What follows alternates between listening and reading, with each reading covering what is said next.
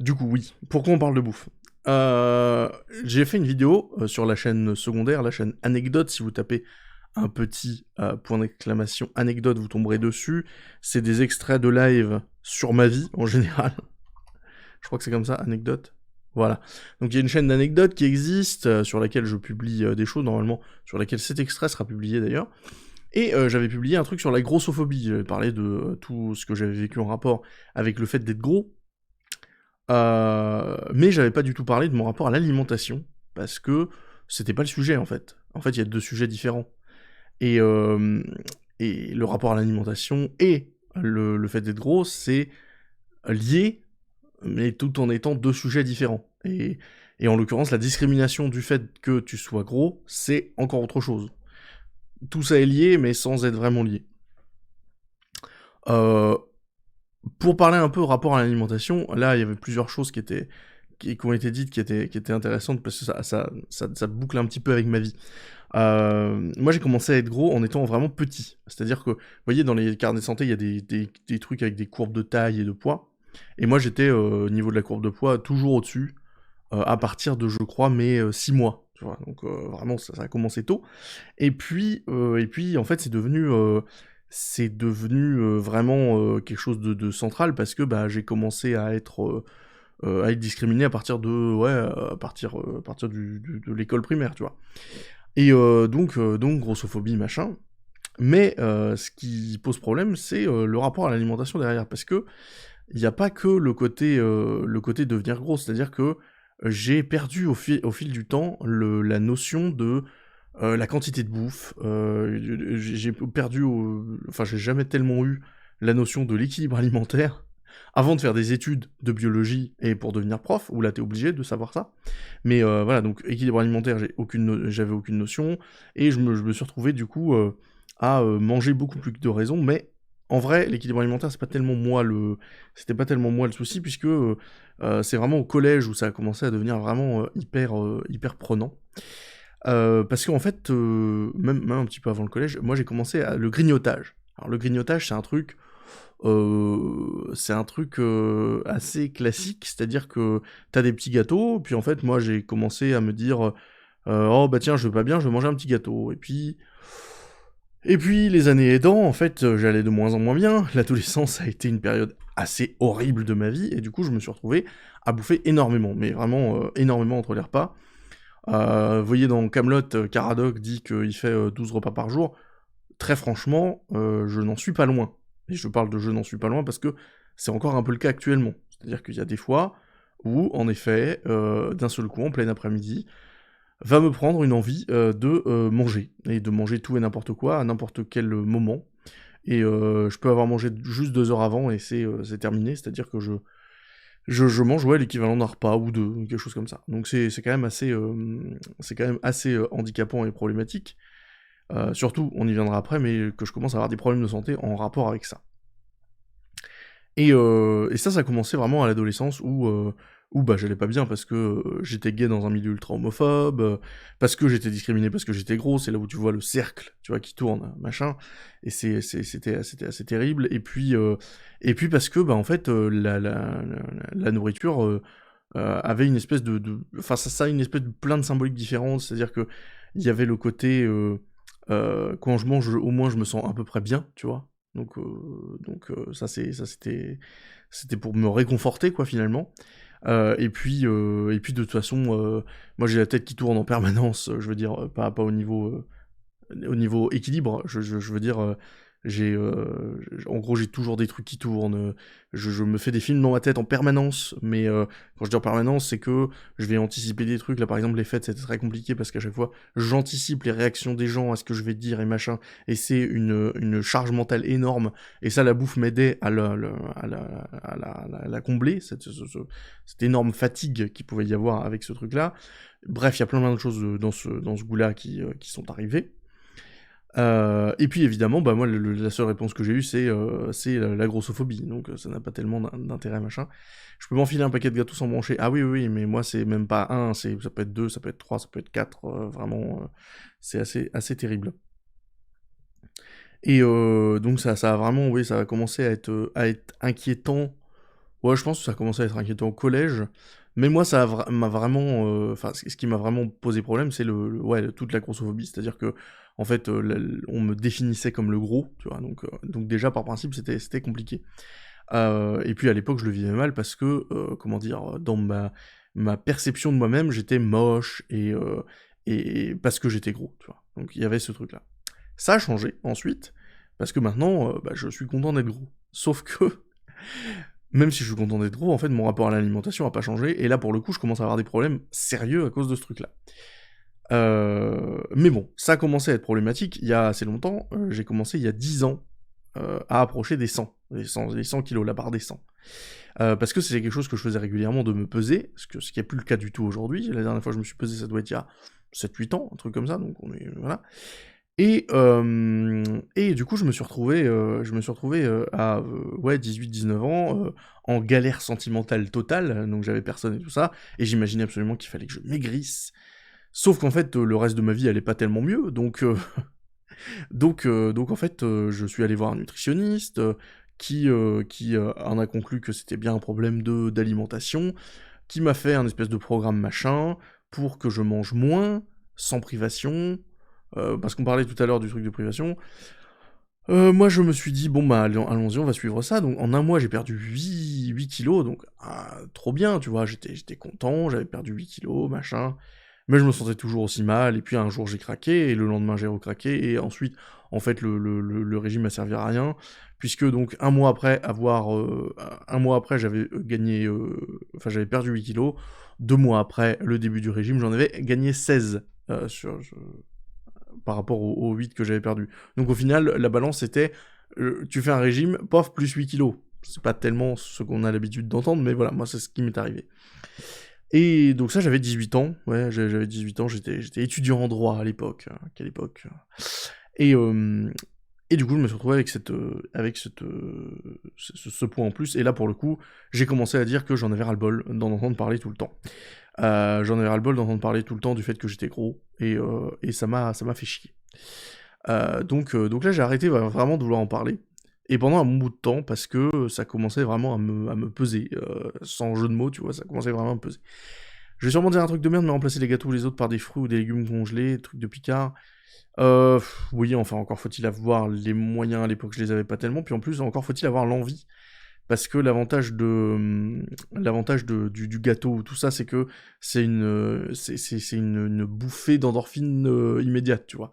T'as vraiment ma psy parle beaucoup de la cigarette quand on parle de ça, parce qu'il y a des choses qui sont très, très proches, en fait, de l'addiction à la bouffe et l'addiction à la cigarette, sauf que la cigarette, tu peux arrêter totalement, la bouffe, pas du tout, donc ça devient compliqué.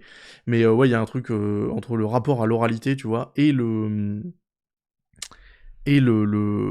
plaisir que ça te donne, le côté déstress. Et moi, il y a vraiment ce côté stress que je comblais avec la nourriture. Et le sucre est très addictif, oui, ça j'en suis, tout à fait au courant. Mais il faut savoir que c'est pas que le sucre, parce qu'il y a aussi les fromages. Moi, je suis très, très addict au fromage. Et ça, pour le coup, j'ai dû, quasiment arrêter totalement. J'en mange très, très peu maintenant. Donc c'est assez terrible. Et donc j'ai arrêté de vouloir en parler, et puis finalement, le fait d'être gros a fait que, bah, ça allait bien, après.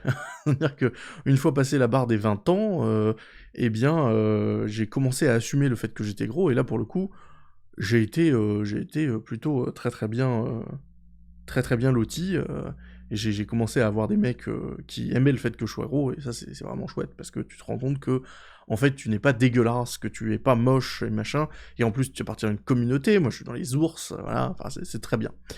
Donc en fait, finalement, j'ai commencé à me revendiquer gros, et c'était un peu différent, après. Et puis, viennent les soucis plus récents. C'est-à-dire qu'il y a 2-3 ans, j'ai commencé à, avoir, des problèmes de gorge, des crachats permanents. Alors des crachats permanents, ça c'est dû à un truc qui s'appelle le reflux gastrique, qui s'empire d'année en année. C'est-à-dire qu'il y a 3 ans, j'ai commencé à vraiment, avoir des problèmes à ce niveau-là, et là maintenant, là à Noël, ça m'a réveillé en pleine nuit. C'est-à-dire que j'ai comme si, enfin vraiment, terrible, vraiment une sensation vraiment de me brûler l'intérieur de l'œsophage atroce. Donc j'ai commencé à avoir ce problème-là, et puis problème de foie également, je commence, et pourtant j'avais 27 ans quand j'ai fait l'échographie, enfin voilà, j'ai dû faire une échographie du coup parce que mes prises de sang étaient assez inquiétantes au niveau du foie, et en l'occurrence elles le sont toujours, et du coup j'ai fait une échographie qui a montré une stéatose hépatique, donc en gros mon foie est particulièrement gras, ce qui pose un petit problème puisque c'est comment dire, un précurseur de cancer, quoi.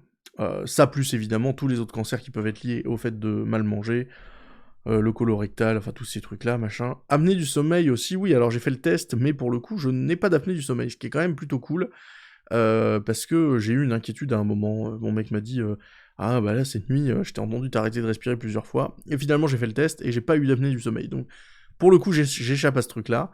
Heureusement, parce que vraiment, enfin, niveau fatigue, ça doit être assez terrible de pas avoir de sommeil et tout. Donc non, ça va. Mais enfin, du coup, il y a quand même pas mal de soucis. Mais j'ai pas l'apnée du sommeil. J'en suis très content de pas avoir l'apnée du sommeil. Mais ce qui fait que maintenant, bah, en fait, je revois un peu, enfin, j'essaie de revoir un peu mon rapport à l'alimentation, mais c'est pas évident. Et c'est pas évident, d'autant plus que bah, en fait, je suis habitué, moi, à ne pas faire 2 repas par jour. Je suis habitué à faire, un repas, puis des mini-repas, puis un autre gros repas, puis potentiellement d'autres mini-repas. Enfin, c'est quand même pas terrible. Je suis habitué à manger, n'importe quoi, n'importe quand, c'est assez terrible. Et surtout que ça fait 20 ans, quoi. Ça fait 20 ans que je suis habitué à ça. Donc compliqué. Et puis encore une fois, les privations, ce que disait tout à l'heure, je crois que c'est Jazz quelque chose qui disait ça. Arrêter totalement, c'est le meilleur moyen d'être frustré et de faire un gros craquage. C'est exactement ça. Donc j'essaie d'éviter de faire un gros craquage, donc j'essaie d'éviter de me priver. Sauf que éviter de me priver, bah, c'est déjà me priver de quelque chose. Enfin, il y a vraiment un souci là-dessus. Mais voilà. Donc en gros, en soi, le fait d'être gros me pose pas trop de problèmes dans l'apparence physique. C'est-à-dire que au fond, ça me plaît, c'est-à-dire que je suis content, enfin, je plais, donc à partir du moment où tu te plais, tu te plais à toi-même, tu vois, à partir du moment où tu te plais à toi-même, ouais, c'était dans cet ordre-là, et du coup, moi, ça me va, mais par contre, les soucis de santé qui arrivent me plaisent beaucoup moins, et en plus, je veux dire, là, ça va mieux parce que enfin, ça va mieux au niveau mental, c'est-à-dire que j'ai beaucoup moins de stress, que ce soit dû à mon boulot, parce que bah, j'ai plus ce boulot-là, enfin j'ai même limite plus de boulot, mais c'est en train de se reconstruire si tu veux, mais c'est voilà, donc j'ai des sources de pression quand même moins fortes aujourd'hui, et puis j'ai des moyens de faire autrement, j'ai plein d'amis, et puis ça va bien quoi, j'ai un petit ami, tout va bien, en gros. Et du coup, je pense être en capacité de pouvoir enfin gérer cette alimentation, mais c'est pas forcément facile. Et en maxant le sport, encore désolé si la question est pourrie. Non, la question est pas pourrie. Le rapport au sport et le rapport à l'alimentation, moi, ça a toujours été deux opposés, et ce qui est assez terrible. On m'a dit qu'il y avait des gays sur ce stream. Bah, il y en a un que tu vois en face de toi, Mojo Power, évidemment. Mais tu sais très bien qu'il y a des gays sur ce stream, tu y es depuis tellement longtemps maintenant. Est-ce que tu as testé des professionnels de santé du gros groupe de réflexion sur l'obésité et le surpoids? Non. Non, pour l'instant je vais voir ma psy et c'est très bien, mais l'adresse est dans ma tête maintenant, merci Rainette. Du coup le rapport au sport, ah oui. En gros, moi on a commencé à être grossophobe dans les séances de PS. C'était la prof que j'avais en CP qui disait à chaque fois en séance de PS, elle me convoquait pour me dire ouh là là t'es gros mais tu sais tu vas mourir tôt à cause de ça machin. Ce qui n'est pas forcément le meilleur truc parce que bah du coup moi je subissais du harcèlement grossophobe de la part des autres élèves et la seule chose qu'on me renvoyait c'est que bah en fait c'était normal parce que j'étais gros. Donc déjà je commençais mal le rapport au sport. Mes parents ne font pas de sport. Mais il y a mon frère qui faisait un peu de foot, mais c'est pareil, mon frère participait un peu au truc grossophobe, hein. Il était jeune, hein, c'est un classique, voilà, mais voilà, il était jeune, donc ça participait au truc. Globalement, ouais, moi, le rapport au sport, c'est très lointain. Et à chaque fois qu'il y a eu des trucs où ça se rapprochait du jeu vidéo, on m'a dit « Ah bah tiens, fais ça, genre Wii Fit, tout ça », Donc j'ai fait, hein, j'ai fait 3 mois de Ring Fit aussi, j'aime beaucoup Ring Fit, mais pareil, c'est un truc qui a tendance à me tomber des mains. C'est-à-dire que moi, ouais, l'activité physique est souffrance, pour moi. Et j'ai pas de plaisir à faire du sport. Vraiment, j'ai aucun plaisir à faire du sport. Sauf marcher, voilà, sauf marcher. Sauf que là, actuellement, bah, c'est l'hiver, et en fait, du coup, ça devient douleur physique, le froid. Puisque la Picardie, c'est pas connu pour être un pays chaud. C'est assez terrible. Leur envoie la morbidité de la grossophobie, c'est vraiment tout le temps ça, même quand c'est pas le plus cohérent. Ah non, mais c'est clair, hein. Moi, on m'a renvoyé la morbidité du fait d'être gros quand j'avais 6 ans. Ça n'a aucun sens. Ça n'a aucun sens. Et en plus par des figures d'autorité. Et ça, c'est terrible. Ça n'a aucun sens. Mais du coup, ouais, le rapport au sport, du coup, moi, ça a toujours été... voilà, l'alimentation, c'est plaisir, et le sport, c'est douleur. Donc, à partir de là, c'est compliqué, en fait, de reconstruire un rapport au sport cohérent. Euh, je me fatigue trop vite quand je fais du sport. Oui, je peux comprendre ça.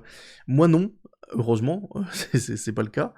Mais même quand je fatigue pas vite, en fait, il y a des trucs qui vont pas. Par exemple, moi, j'ai les pieds en 10 sur 10, tu vois, là, comme ça, en 10 sur 10. Mais vous, vos pieds doivent être droits, moi, ils sont comme ça. Ce qui fait que je ne peux pas courir.